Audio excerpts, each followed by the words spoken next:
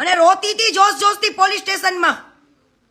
તું શેની કેસ કે પોલીસ સ્ટેશનમાં મારો ફોન જમા હતો એમ? જુઠ્ઠી. એક એવિડન્સ છે પોલીસ સ્ટેશનના પણ. નમસ્કાર મિત્રો, ફરી એકવાર તમારું સ્વાગત છે નવા વિડીયોમાં. તો મળતી માહિતી પ્રમાણે કીર્તિ પટેલ અને જય નાગરાજ પટેલનું એક વિવાદ ચાલી રહ્યો છે. જે વિવાદને લઈને કીર્તિ પટેલે ઇન્સ્ટાગ્રામમાં લાઈવ કર્યું હતું અને લાઈવમાં શું કહ્યું હતું તે તમે વિડીયોમાં જોઈ શકો છો. અને આ વિડીયો વિશે તમારું શું કહેવાનું થાય છે તે તમારી પ્રતિક્રિયા જરૂરથી કમેન્ટમાં જણાવજો. અને ચેનલ ગમે તો લાઇક, શેર અને સબસ્ક્રાઈબ કરવાનું ભૂલતા નહીં. તો જો આ વિડીયો. ધર્મ કરતા ધાડ પડે. ये माँ माताजी હે ये माँ माताजी અલા નાના છોકરાને આવું ન શીખડાવો. અને જયશ્રી પટેલ તે મને હોસ્પિટલથી એવો ફોન પણ કર્યો હતો કે જય ભાઈ મને મળવા આવ્યા હતા અને એવું કહેતા હતા કે મારો પ્રિન્સ તો એટલો મરદ માણા છે કે એ તો આવું ન જ કરે, એને કોકે શીખડાયું હશે. તો એ રેકોર્ડિંગ પણ મારી પાસે જ છે બેટા. તું કહેતી હતી ને કે જયભાઈ મને આવું કહેતા હતા કે આને કોકે શીખડાયું લાગે છે, આવું કર્યું લાગે છે. કેમ ભાઈ? હવે તમારી પાસે કોઈ રસ્તો ના રહ્યો એટલે કીર્તિને અવડા કેસમાં ફસાવા આવ્યા એમ? અને જયશ્રીબેન તમે એમ કહો છો મને પહેલો ફોન મારા છોકરાએ દવા પીધી એવો કરનારું આ જયશ્રી પટેલ હતી અને રોતી હતી જોશ-જોશથી પોલીસ સ્ટેશનમાં. તું શેની કેસ કે પોલીસ સ્ટેશનમાં મારો ફોન જમા હતો એમ? જુઠ્ઠી. એક એવિડન્સ છે પોલીસ સ્ટેશનના પણ. હા, બાકી અત્યારે રાણા સાહેબને પણ પૂછી લેજો, જેનો પણ કોન્ટેક્ટ હોય ને રાણા સાહેબ હારે, કે રાણા સાહેબ ત્યારે જમતા હતા અને ખુદ રાણા સાહેબ એમની પોતાની ગાડી લઈને ગયા હતા અને મને પહેલો ફોન જણાવનારું આ જયશ્રી પટેલ હતી કે મારા છોકરાએ દવા પીધી. હો, તમે મા દીકરાએ શું ષડયંત્ર રહીમું, શું ગેમ કરી હે? અને આજે આ બધા એક થઈને ધમકી ભર્યા મને એવું કરાવડાવો છો, મને એવું કેવડાવો છો કે કીર્તિ પટેલે કીધું. ઓ ભાઈ, તમારા મા બાપને એવા સંસ્કાર હશે? હું કોઈ એવા નાના એવા છોકરાને શીખડાવું નહીં. ઓ ભાઈ, અને તાર છોકરાને કદાચ તે શીખડાયું હશે, મને તો એવું લાગે છે હવે. બરાબર, આજે ગાંડ એટલે રેલો આવ્યો એટલે ઇલ્ઝામ કોકની ઉપર. હાલ ભાઈ, હાલ હું જોઈતી છે. હા, તાર છોકરાને આજ હારી જીભ આવી ગયો. બોલો, જયશ્રી પટેલના છોકરામાં તો આ જીભ આવી ગઈ કે મારા મામાને મેં કહી દીધું. મારા અલે ભાઈ, આજ તાર મામો હે? આજ તાર મામો થઈ ગયો એકદમથી? બોલો, આજે કોક તમારા માટે લડતું હોય ને હે, એના ઉપર આ ઇલ્ઝામ નાખો ને કોઈ બાપોય નહીં આવે કાલ સવારે.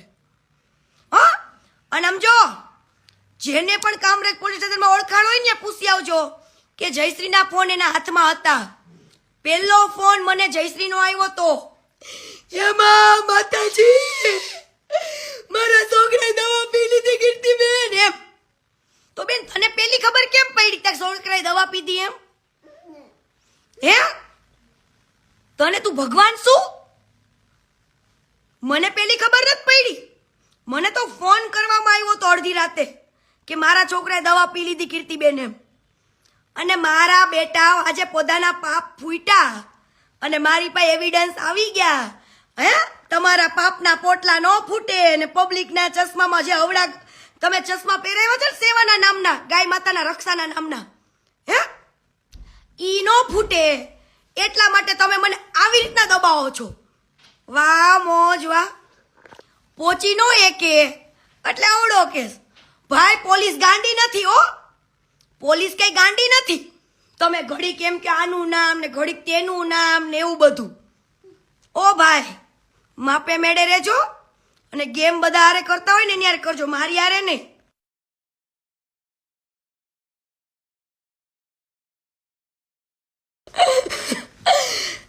આ લોકોનું સમાધાન થઈ ગયું હે, એટલે આખું ષડયંત્ર એવું ગોઠવે છે કે બધો જ વાંક ઓડિયો ગોળિયો કીર્તિ ઉપર નાખો તો પબ્લિક કઈ ગાંડી નથી અને પોલીસ ગાંડી નથી. રાણા સાહેબને ખુદ ખબર છે કે તારા છોકરાએ દવા પીધી, ઈ તને ખબર પડી. હો, ઈ પોલીસ સ્ટેશનમાં પ્રૂફ છે, પોલીસ વાળા પણ, અને પોલીસની સામે જ તે મને ફોન કર્યો હતો. બરાબર. જેને પણ રાણા સાહેબ હારે કોન્ટેક્ટ હોય પૂછી લેવું.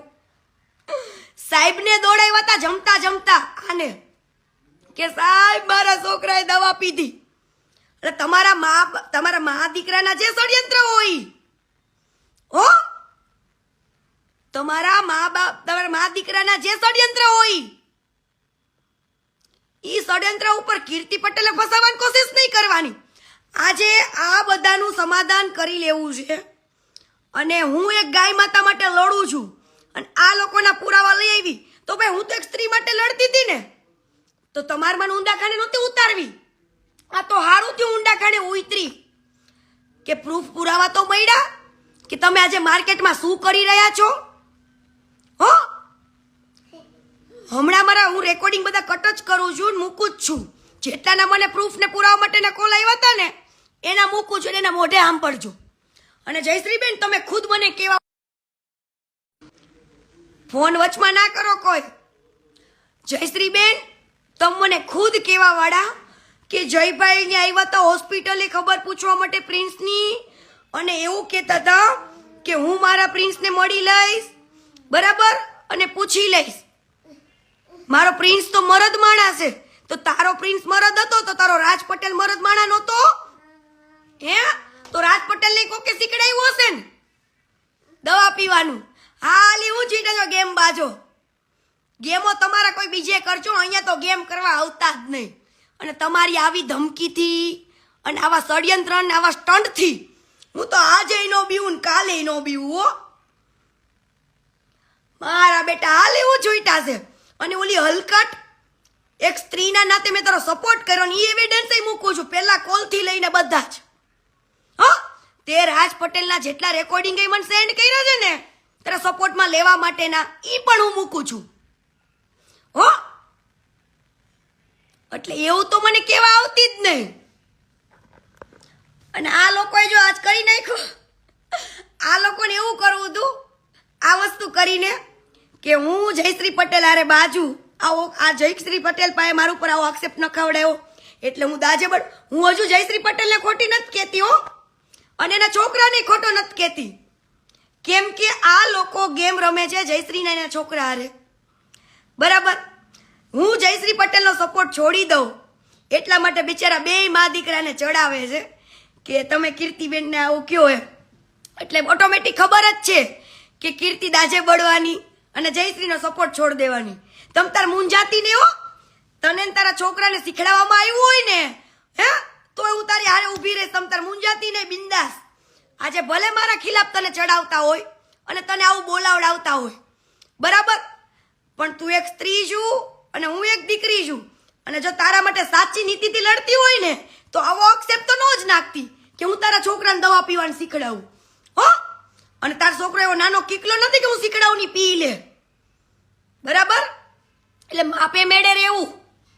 હો, આજે બિચારા બે મા દીકરાને એકલા કરી નાખ્યા કીર્તિ પટેલને દાજે બળાવીને. પણ વાંધો ને, હું કાચા કાનની નથી.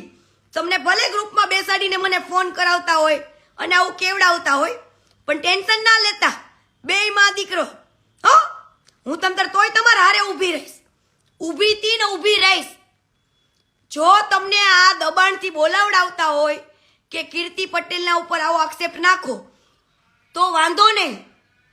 હું તાર મમ્મીને એક રેકોર્ડિંગ મૂકું છું, બરાબર. મેં એવું કીધું તું કે આ રાજ પટેલની લોકો મારા ઉપર કેસ કરવાનું કે છે. ભલે તમતાર મારા ઉપર કેસ થતો હોય, તમતાર તને જો ન્યાય મળતો હોય ને તો મને કેસ પણ મંજૂર છે, બરાબર. ભલે આવા આક્ષેપ નહીં કર, બરાબર. આ રેકોર્ડિંગ પણ છે, નાગરાજ વાળું રેકોર્ડિંગ છે કે તને એવું પૂછતા હતા કે આને કોકે શીખડાવવામાં આવ્યું હોય ને તો જ મારો ભાણો દવા પીવે એમ, બાકી કોઈ ન પીવે. એ રેકોર્ડિંગ એ મારી પાસે છે. એટલે આ લોકોને આ વસ્તુ કરાવડાવીને હું જયશ્રીનો સપોર્ટ છોડી દઉં ને એવું આ લોકો આજે કર્યું. પણ જયશ્રી કાચા કાનની છે, કીર્તિ પટેલ થોડી કાચા કાનની છે. કીર્તિનામાં તો બુદ્ધિ છે. હા, કીર્તિનામાં બુદ્ધિ છે. કે અત્યારે શું ગેમ રમાય છે ને હું ખીચડી રંધાઈ છે ને એ બધું જ છે મારી પાસે. તમ તાર જયશ્રી હજુ કહું છું, તું આ લોકોના લીધે આ લોકો એવું ઈચ્છે છે કે તારો ને મારો સંબંધ બગડી જાય, બરાબર? અને પ્રિન્સ પાસે આવું બિચારા ભાઈ બોલાવડાવે છે તો બોલાવડાય. મને કોઈના બાપની બીક નથી ને આવા ખોટા કેસથી બીક નથી. રાણા સાહેબ પોલીસ સ્ટેશનમાં ખુદ સબૂતીમાં છે કે પહેલો કોલ પોલીસ સ્ટેશનમાંથી તે મને કર્યો હતો કે મારા છોકરાએ દવા પીધી એમ. હા, મેં તને કોલ નથી કર્યો કે તારા છોકરાએ દવા પીધી એમ. હાલી છુઈટી શું? હવે જે કરવું હોય ને એ કરવા માંડો. મારે જે લડવાનું છે ને ગાય માતાને ન્યાય અપાવવાનો છે ને અપાવીને જ રહીશ. મને આજે કોઈ નહીં રોકે કે કાલે કોઈ નહીં એકે.